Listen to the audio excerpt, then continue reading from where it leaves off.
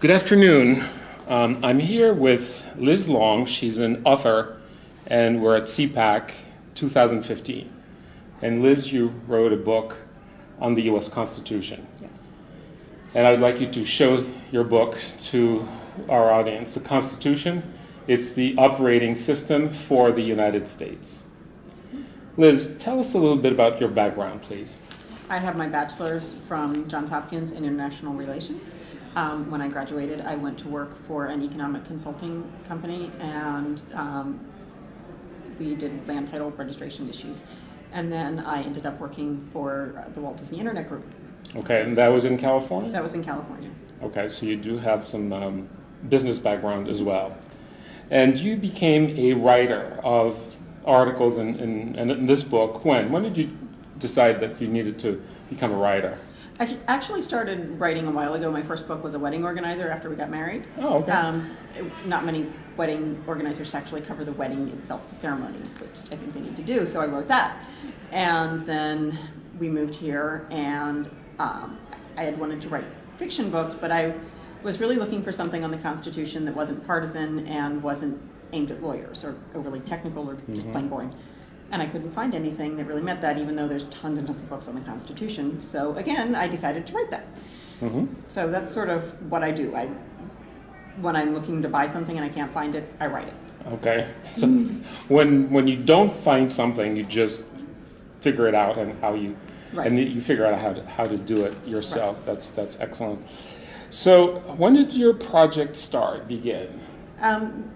About 2009. In 2008, I started after the elections, I really started wanting to understand our Constitution, and I had a feeling things weren't being done the right way, but I didn't really understand how they were supposed to be done. Okay. And I wanted to know that. I wanted to understand what the words meant. Right. Like when we have, there shall be no corruption of blood, what does that mean? Is that some kind of bizarre disease? I mean, it doesn't make sense.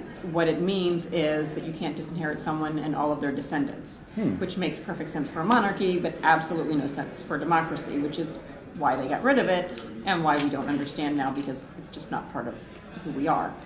And so then I've continued to see things that worry me, as many of us have, and I saw that many other people that I knew were wanting to understand the Constitution, and there just wasn't something out there, so I wrote this.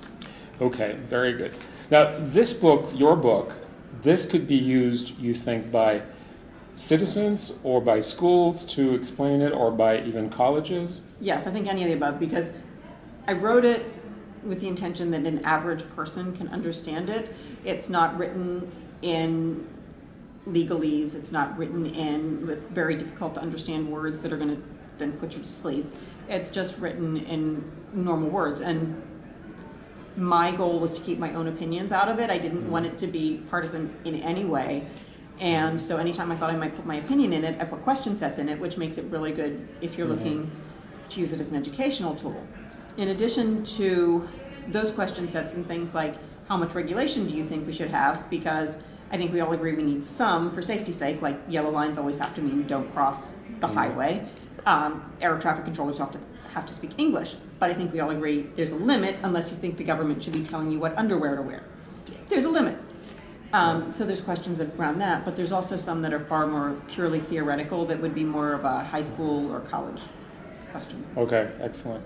So tell us a little bit about the book itself. You delve into the history of the Constitution, you delve into the structure of the Constitution, and I'm sure you also go into the subsequent evolution of the Constitution after it was first promoted. Well, I really focus more on the words and the way they were intended. I mean, we're not the founders, we can't know.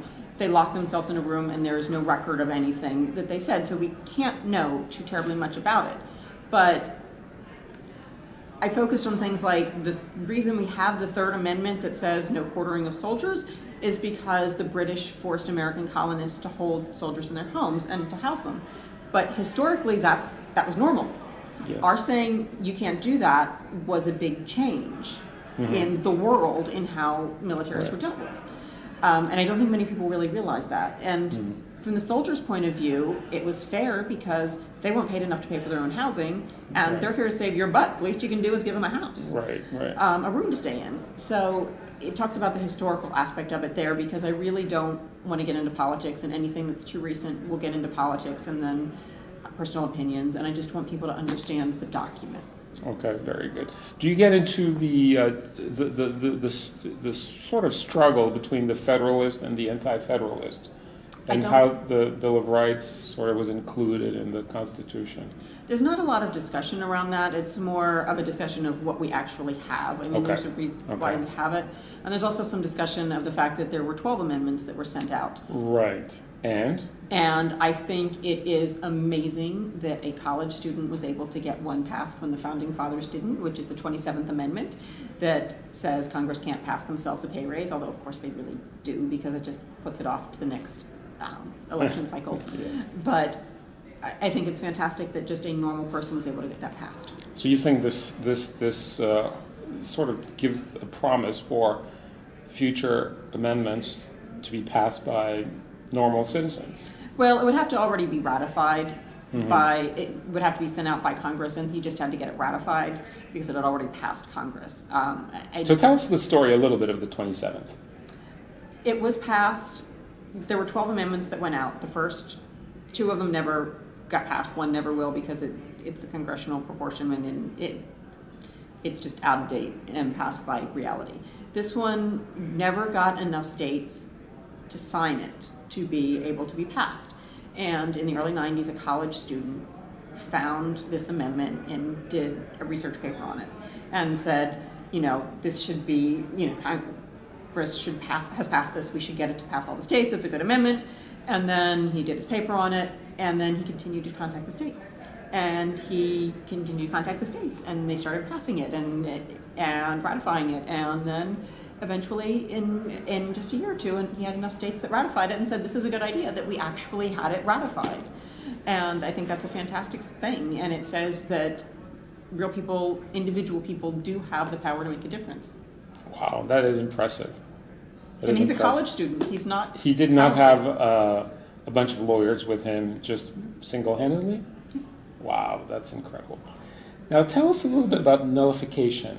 What is the concept of nullification?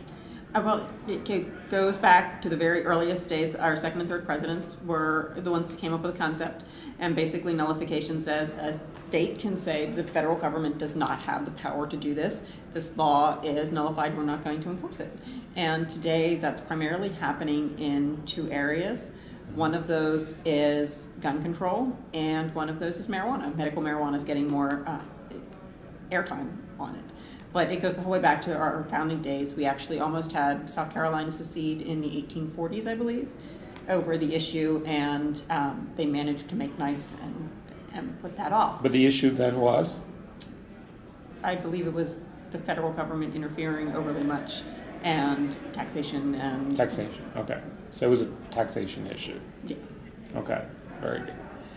And how do you see the impact of the history of the Constitution up until the time when it becomes controversial? So you don't want to get into controversial topics, but you told me that your book gets into state rights versus federalism.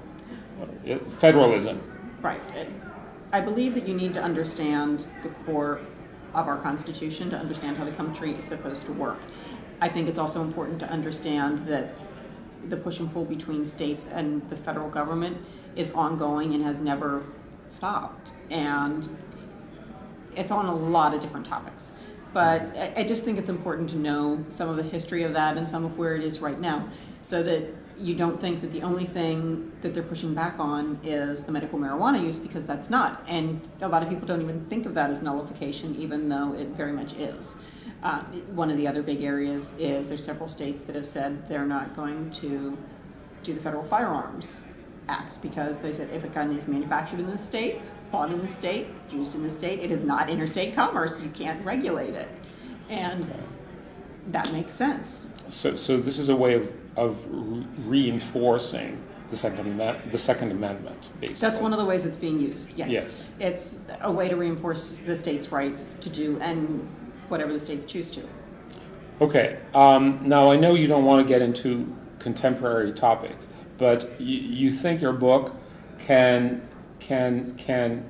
lend something to people who want to fight against Obamacare, and Common Core. You think? I think so. I think the more you understand the basics of the rights, then the better able you are to fight back against them. I mean, really, what the Constitution says is the states are in charge. You need to understand that, and that's part of why I talked more about states' rights versus federalism. When you understand the states are in charge, then you understand the federal government can't say Common Core, they can't say Obamacare, they have no right to do this. They have no right to have a Department of Education saying you have to do these things. And yet one of the things I talk about in there is how the federal government uses the power of the purse, and that the reason we have a drinking age of 21 across the entire nation is the federal government decided it, and they threatened states with withholding their transportation funds unless they agreed to change their drinking age to 21, whether they wanted to or not. As a result, when was this done, by the way? I believe that was in the 1970s. It was yeah, it's fairly recent. around 1970. Yeah, I mean 50 years ago almost. Yeah. Yeah. Excellent. Well, I'm very interested in your book. So just tell us a little bit of where your book. Can you show us to? Okay, so the Constitution.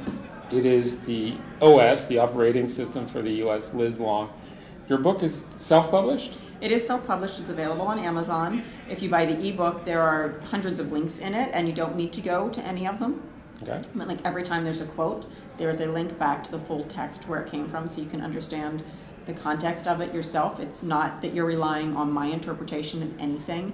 I'm linking you back to the information where it came from. When I discuss the IRS and the history of how that was sold to us, it was sold as a tax to quote-unquote soak the rich, and you can see the exact information on it. You can see how much the rates were when they started and what that translates to in modern dollars, and you can really get a feel for how it was. People were convinced to go ahead. So a quick quiz. Originally, the IRS was taxing people, the rich, soaking the rich, at what rate originally the first 2 years? I believe the top rate was 7%. 7%. And then within 5 years, it got to be... I'm not sure. Much, much higher, right? I mean, the soaking then really happened, right? Yeah. Okay, very good. Well, excellent. Thank you so much for coming on our show. I commend you for doing this, and good luck. Thank you very much.